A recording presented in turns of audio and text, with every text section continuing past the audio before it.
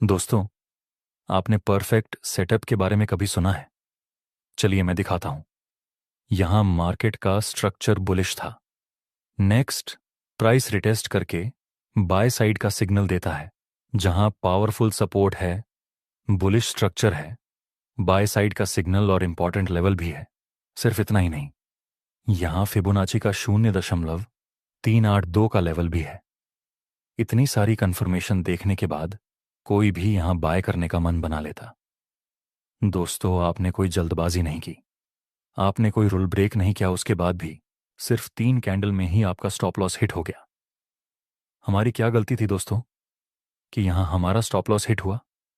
सब कुछ तो सही था, फिर भी लॉस हुआ। आखिर क्यों? कुछ टाइम के बाद प्राइस आपकी ही डायरेक्शन में मूव करता है। अब कुछ लोग कहेंगे कि यहां तो लिक्विडिटी स्वीप हुई है, लेकिन यही मेन प्रॉब्लम है।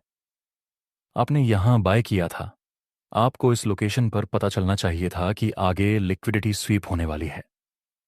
बाकी चार्ट बन जाने के बाद तो कोई भी खुद को हर्षद मेहता ही समझता है। आपने बहुत सारे वीडियो देखे होंगे लिक्विडिटी के ऊपर, लेकिन सभी लोग चार्ट बन जाने के बाद ही बोलते हैं कि यहां लिक्विडिटी स्वीप हुई है। लेकिन इस वीडियो को ध्यान से देखने के बाद आप चार्ट बनने से पहले ही प्रिडिक्ट कर पाएंगे कि कहां पर लिक्विडिटी स्वीप हो सकती है। लिक्विडिटी स्वीप कहां पर हो सकती है, वह आइडेंटिफाई करने के लिए आपको लिक्विडिटी स्वीप और लिक्विडिटी रन के बीच का डिफरेंस पता होना चाहिए। इसके अलावा और कोई ऑप्शन है ही नहीं। चलिए हम इसको स्टेप बाय स्टेप समझने की कोशिश करते हैं। यह एक स्ट्रॉन्ग रेजिस्टेंस लेवल है। इस रेजिस्टेंस लेवल के पास प्राइस ने बेयरिश सिग्नल दिया। ऑब्वियसली काफी सारे ट्रेडर्स यहां पर सेल में ट्रेड करेंगे, जिसके स्टॉप लॉस इस रेजिस्टेंस लेवल के आसपास रहेंगे, जिसको हम लिक्विडिटी कहते हैं। फिर प्राइस ये सारे सेलर्स के स्टॉप लॉस को हिट करता है। इसके बाद प्राइस ने अपनी रियल डायरेक्शन शो की, तो इसे हम कहते हैं लिक्विडिटी स्वीप। जब प्राइस स्टॉप लॉस हिट करके रिवर्स हो जाए तो इसे हम लिक्विडिटी स्वीप कहते हैं। यहां सेलर्स की लिक्विडिटी स्वीप हुई है। और इस चार्ट को देखिए, price proper break of structure बनाकर बुलिश ट्रेंड में मूव कर रहा था। फिर थोड़ा रिट्रेसमेंट मिलने के बाद एक बुलिश सिग्नल मिला। यहां भी लोग बाय करेंगे, जिसके स्टॉप लॉस इस लेवल के नीचे होंगे। फिर प्राइस ये सारे बायर्स के स्टॉप लॉस को हिट करके अपनी रियल डायरेक्शन दिखाता है। यहां भी स्टॉप लॉस हिट करके प्राइस ने रिवर्स किया, तो इसे भी हम लिक्विडिटी स्वीप कहेंगे। और इस एग्जाम्पल में जो हुआ उसे हम बायर्स की लिक्विडिटी स्वीप कहते हैं। इसका ठीक उल्टा होगा। लिक्विडिटी रन में इस जगह पर एक स्ट्रॉन्ग डिमांड जोन बन रहा है। फिर इसी डिमांड जोन पर बुलिश रिजेक्शन कैंडल की फॉर्मेशन हुई, तो जाहिर सी बात है कई सारे बायर्स इस डिमांड जोन पर बाय करना पसंद करेंगे, जिसके स्टॉप लॉस इस डिमांड जोन के नीचे रहेंगे। नेक्स्ट मार्केट ने ये सारे बायर्स के स्टॉप लॉस हिट करके मार्केट शिफ्ट कर दिया। फिर प्राइस जिस डायरेक्शन में लिक्विडिटी को टारगेट किया उसी डायरेक्शन में चल पड़ता है, तो इसे हम लिक्विडिटी रन कहते हैं। एक्चुअली इसे हम बायर्स की लिक्विडिटी रन कहते हैं। अगले एग्जाम्पल में यह रेजिस्टेंस के पास एक डोजी और कंफर्मेशन कैंडल का सिग्नल मिला। किताबों में तो यही सिखाया जाता है कि रेजिस्टेंस पर कोई भी पैटर्न मिले तो हमें वहां पर सेल करना चाहिए, जिसको देखकर रिटेल इन्वेस्टर्स यहां पर सेल करने में अपना इंटरेस्ट दिखाएंगे, जिसके स्टॉप लॉस इस लेवल के आसपास होंगे। और यही जोन हमारा लिक्विडिटी एरिया है। नेक्स्ट प्राइस ये सारे सेलर्स के स्टॉप लॉस को हिट करता है और जिस डायरेक्शन में लिक्विडिटी को टारगेट किया गया उसी डायरेक्शन में मार्केट अपना रियल मूव देता है, तो इसे हम कहते हैं लिक्विडिटी रन। अगर लिक्विडिटी को टारगेट करके प्राइस रिवर्स हो जाए तो उसे हम लिक्विडिटी स्वीप कहेंगे, और लिक्विडिटी को टारगेट करके प्राइस उसी डायरेक्शन में मूव करे तो उसे हम लिक्विडिटी रन कहते हैं। यह उतना ज्यादा टफ नहीं है, लेकिन दोस्तों, हम जिस प्रॉब्लम को लाइव मार्केट में फेस करते हैं उसका सॉल्यूशन तो अभी हमें मिला ही नहीं है। क्योंकि अगर इस रेजिस्टेंस के पास आपने सेल किया होगा और आपका स्टॉप लॉस हिट हुआ, तो आपको आगे क्या करना है? क्या आपको यहां से काउंटर ट्रेड करना है या फिर आपको कंटिन्यूअस उसी डायरेक्शन में ट्रेड करना है? ऐसी सिचुएशन बनने से पहले हम ये प्रिडिक्ट करने की कोशिश कर रहे हैं कि आगे से लिक्विडिटी स्वीप हो सकती है या फिर लिक्विडिटी रन। मेरा क्वेश्चन आपसे ये है कि अगर आप इस सपोर्ट पर बाय करते और कुछ टाइम के बाद आपका स्टॉप लॉस हिट होता, तो आप कैसे पता लगा सकते हैं कि यहां से प्राइस लिक्विडिटी रन करके नीचे गिरेगा या फिर लिक्विडिटी स्वीप करके ऊपर जाएगा, जो कि हमने स्टार्टिंग में ही इस प्रॉब्लम के बारे में डिस्कस किया था। तो इस तरह का एनालिसिस करने के लिए हम 2 पॉइंट का यूज करते हैं। पहले तो है इंटरनल रेंज लिक्विडिटी और दूसरा है एक्सटर्नल रेंज लिक्विडिटी। अगर आप ये दोनों को सीख के, समझ के और रियल चार्ट पर प्रैक्टिस करके काम करेंगे तो आपकी ट्रेडिंग रिलेटेड आधी से ज्यादा प्रॉब्लम सॉल्व हो सकती है। को इन दोनों कॉन्सेप्ट के पावर को अंडर एस्टिमेट नहीं करना चाहिए। चलिए हम एक्सटर्नल रेंज लिक्विडिटी और इंटरनल रेंज लिक्विडिटी के बारे में डिस्कशन कर लेते हैं। दोस्तों, आपके पास इस तरह की एक साइडवेज रेंज है तो आपको पता होगा कि इस साइडवेज रेंज के सपोर्ट के पास बायर्स ने बाय किया होगा और इस रेजिस्टेंस पर सेलर्स ने सेल किया होगा, और इस साइडवेज रेंज में बायर्स के स्टॉप लॉस सपोर्ट के नीचे होंगे और सेलर्स के स्टॉप लॉस इस रेजिस्टेंस के ऊपर होंगे। तो यह बायर्स और सेलर्स के स्टॉप लॉस जहां पर हैं, वही एरिया को हम एक्सटर्नल रेंज लिक्विडिटी कहते हैं। एक्सटर्नल रेंज इसलिए क्योंकि ये सारी लिक्विडिटी इस रेंज के बाहर है और इस रेंज के अंदर किसी ने यहां पर बाय किया होगा, किसी ने यहां पर सेल किया होगा। तो इस रेंज के अंदर बायर्स और सेलर्स के जितने भी स्टॉप लॉस रहेंगे उसको हम इंटरनल रेंज लिक्विडिटी कहते हैं। इंटरनल रेंज इसीलिए क्योंकि यह लिक्विडिटी इस रेंज के अंदर है। दोस्तों, साइडवे मार्केट में तो आप एक्सटर्नल रेंज लिक्विडिटी और इंटरनल रेंज लिक्विडिटी को बहुत ही आसानी से आइडेंटिफाई कर सकते हैं, लेकिन जब बात ट्रेंडिंग मार्केट की आती है तब वहां पर एक्सटर्नल रेंज लिक्विडिटी और इंटरनल रेंज लिक्विडिटी को आइडेंटिफाई करने में बहुत ही ज्यादा प्रॉब्लम आती है अगर आपका कॉन्सेप्ट क्लियर नहीं है। तो ट्रेंडिंग मार्केट में आप इंटरनल रेंज लिक्विडिटी और एक्सटर्नल रेंज लिक्विडिटी को आइडेंटिफाई करने में मिस्टेक कर सकते हैं। इसीलिए मैं चाहता हूं कि आप कुछ टाइम के लिए आगे का वीडियो पूरे ध्यान से समझें।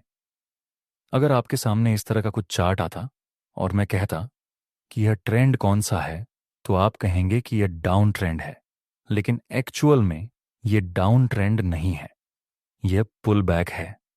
जैसे ट्रेंड को आइडेंटिफाई करने के लिए हमने जो सीखा था कि प्राइस इस तरह से हायर हाई और हायर लो बनाकर अब ट्रेंड में मूव करता है, लेकिन दोस्तों एक्चुअल में प्राइस इतना सिंपल तरीके से हायर हाई और हायर लो नहीं बनाता। ये डाउन साइड की मूव में प्राइस डायरेक्ट नीचे नहीं आएगा, प्राइस यहां भी जिगजैग लाइन बनाते हुए नीचे आएगा, और अगर प्राइस को ऊपर जाना है तो वहां भी प्राइस इस तरह से जिगजैग लाइन में ऊपर जाएगा।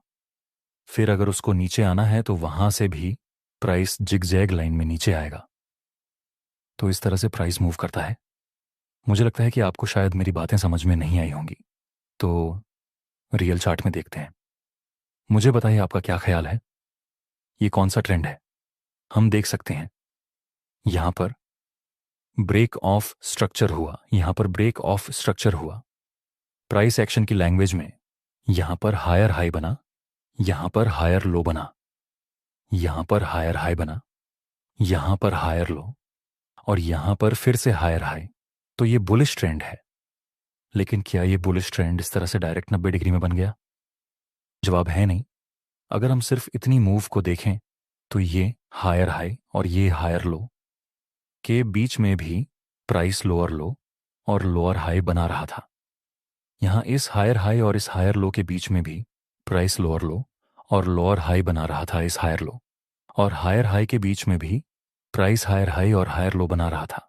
तो इस तरह से प्राइस ट्रेंड में मूव करता है। ट्रेंडिंग मार्केट में जो मेन स्विंग लेवल होगा वहां पर एक्सटर्नल रेंज लिक्विडिटी होती है। जैसे कि इस डाउन ट्रेंड में प्राइस बार बार ब्रेक ऑफ स्ट्रक्चर बना रहा है, यह मेन स्विंग है जहां से प्राइस ने टर्न लिया था। ये भी मेन स्विंग है, ये भी मेन स्विंग है और यह मेन स्विंग। तो ये सब जगह पर एक्सटर्नल रेंज लिक्विडिटी रहेगी। और स्विंग पॉइंट के अंदर की बात करें तो यहां पर किसी ने सेल किया होगा जिसके स्टॉप लॉस इस लेवल के ऊपर होंगे। तो यहां पर जो लिक्विडिटी मौजूद है उसे हम कहेंगे इंटरनल रेंज लिक्विडिटी। अगर हम इस दूसरे स्विंग पॉइंट की बात करें तो इस जगह से भी तो किसी ने सेल किया होगा, जिसके स्टॉप लॉस इस लेवल के ऊपर होंगे। तो इस लेवल को हम इंटरनल रेंज लिक्विडिटी कहते हैं। इंटरनल रेंज लिक्विडिटी इसलिए क्योंकि यह लिक्विडिटी इन दो स्विंग के बीच में है, इसलिए।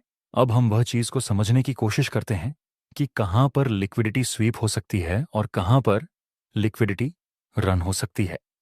जब भी मार्केट का स्ट्रक्चर बुलिश हो और प्राइस हर टाइम ब्रेक ऑफ स्ट्रक्चर बनाकर मूव करता चले, उस टाइम हाई चांस रहते हैं कि price is external range liquidity को कलेक्ट करते हुए लिक्विडिटी रन करे। एग्जाम्पल के लिए यहां मार्केट का स्ट्रक्चर बुलिश था, प्राइस हर समय ब्रेक ऑफ स्ट्रक्चर बना रहा है। यहां आप देख सकते हैं हर टाइम प्राइस ने एक्सटर्नल रेंज लिक्विडिटी को टारगेट करके लिक्विडिटी रन की। इसी तरह जब मार्केट का स्ट्रक्चर बेरिश हो और प्राइस बार बार ब्रेक ऑफ स्ट्रक्चर बनाकर डाउनसाइड मूव करता चले, तब प्राइस लो कि लिक्विडिटी को टारगेट करके लिक्विडिटी रन करे, उसकी संभावना ज्यादा है। एग्जाम्पल के लिए यहां पर मार्केट का स्ट्रक्चर बेरिश था, प्राइस ब्रेक ऑफ स्ट्रक्चर बना रहा है। यहां पर आप देख सकते हैं मैक्सिमम टाइम प्राइस सेलर्स की लिक्विडिटी को टारगेट करके उसी डायरेक्शन में मूव कर रहा है। ये तो बात हो गई एक्सटर्नल रेंज लिक्विडिटी की। लेकिन जब प्राइस अप ट्रेंड में इंटरनल रेंज लिक्विडिटी को टारगेट करे, ऐसे कंडीशन में क्या हो सकता है? मान लीजिए कि प्राइस का स्ट्रक्चर बुलिश है, फिर प्राइस एक छोटा सा पुल बैक लेता है और फिर अपर साइड मूव करता है। तो यहां पर जो लिक्विडिटी होगी उसे हम इंटरनल रेंज लिक्विडिटी कहेंगे, क्योंकि यह हर लो और हाई के बीच की लिक्विडिटी है। नेक्स्ट प्राइस ने इस लिक्विडिटी को टारगेट किया, यहां पर बायर्स के स्टॉप लॉस को हिट किया। ऐसी कंडीशन में ज्यादा संभावना यही होती है कि आगे से प्राइस लिक्विडिटी स्वीप करके अपर डायरेक्शन में मूव करे। ऐसा कब तक हो सकता है? जब तक प्राइस अपने रीसेंट हायर लो को ब्रेक ना करे, जब तक प्राइस अपनी रीसेंट हायर लो के ऊपर मूव करता है और वहां पर हमें लिक्विडिटी ग्रैब दिखाई दे, तो ऐसे केस में लिक्विडिटी स्वीप होने के चांस ज्यादा रहते हैं। एग्जाम्पल के लिए यहां पर मार्केट का स्ट्रक्चर बुलिश था, प्राइस ब्रेक ऑफ स्ट्रक्चर बना रहा है। नेक्स्ट प्राइस एक पुल बैक लेता है, फिर बुलिश कंफर्मेशन कैंडल का सिग्नल। अभी हमारा रीसेंट स्विंग यहां पर है। नेक्स्ट मार्केट ने इस इंटरनल रेंज लिक्विडिटी को टारगेट किया। हमारी एक्सटर्नल रेंज लिक्विडिटी यहां पर है, इस स्विंग लो पर और इस स्विंग हाई पर, और मार्केट ने इंटरनल रेंज को टारगेट किया है। तो यहां पर लिक्विडिटी स्वीप होने के चांस ज्यादा रहेंगे। In compares to liquidity run, next price ने बायर्स की लिक्विडिटी स्वीप करके रियल डायरेक्शन में मूव किया। इस तरह से अगर मार्केट का स्ट्रक्चर बेरिश है और price internal range liquidity target करे, तो वहां पर लिक्विडिटी स्वीप होने के चांस ज्यादा हैं। आप देख सकते हैं यहां पर हमारा रिसेंट लोअर हाई है और यहां पर हमारा रिसेंट लोअर लो। ये हाई के बीच इंटरनल लिक्विडिटी मौजूद है। तो जब तक प्राइस इस रीसेंट हाई को ब्रेक नहीं करता, तब तक इंटरनल रेंज लिक्विडिटी को टारगेट करके प्राइस लिक्विडिटी स्वीप करे, उसकी संभावना ज्यादा है। चलिए इसका भी हम एक रियल चार्ट एग्जांपल देख लेते हैं। यहां पर प्राइस का स्ट्रक्चर बेयरिश है, ब्रेक ऑफ स्ट्रक्चर की फॉर्मेशन हो रही है और ये हमारा रिसेंट लो। इस लेवल पर इंटरनल रेंज लिक्विडिटी मौजूद होगी। फिर प्राइस ने इस इंटरनल रेंज लिक्विडिटी को टारगेट किया, फिर अपनी रियल डायरेक्शन में लिक्विडिटी स्वीप करके मूव दिया। दोस्तों, ये है रियल मेथड, जिसका यूज करके आप चार्ट बनने से पहले पता लगा सकते हैं कि आगे लिक्विडिटी स्वीप हो सकती है या लिक्विडिटी रन। और अगर आपको लिक्विडिटी की स्ट्रेटजी के ऊपर वीडियो चाहिए तो कमेंट में बताना। जितनी ज्यादा कमेंट आएंगी लिक्विडिटी की स्ट्रेटजी के ऊपर, हम उतनी ही जल्दी आपके लिए वीडियो प्रोवाइड कर देंगे। धन्यवाद।